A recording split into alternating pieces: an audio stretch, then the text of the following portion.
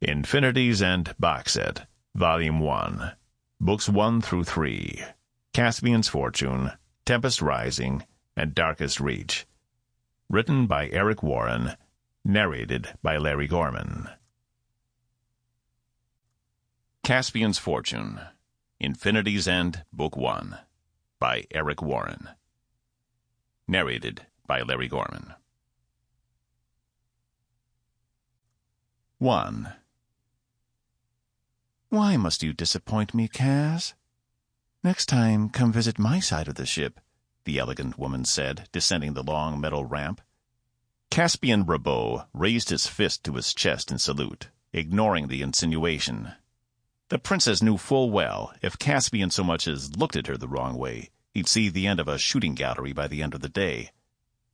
But that didn't mean he couldn't at least be cordial. "I can only apologize if everything wasn't to your satisfaction," he replied.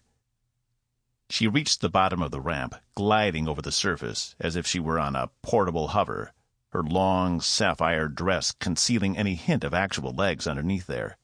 For all Cass knew, maybe she didn't even have legs. Perhaps there was a rolling device that replaced her entire lower body.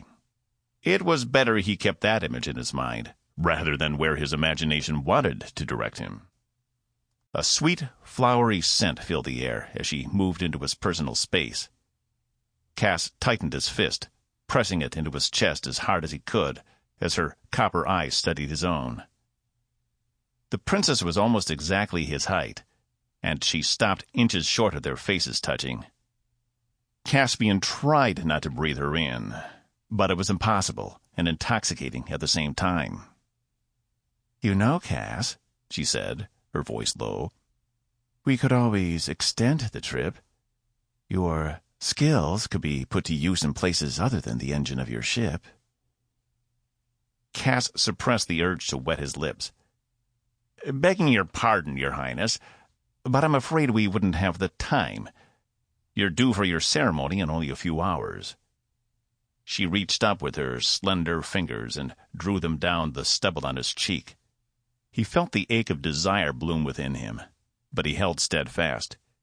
He really wished for that mechanical torso right about now. "I can be quick, if you can," she whispered. His body wanted to shudder at the suggestion, but he planted his resolve.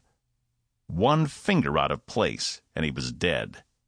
Her father, His Royal Highness of Cloistria, would make him suffer 10 different ways before granting a merciful death, and suffer greatly.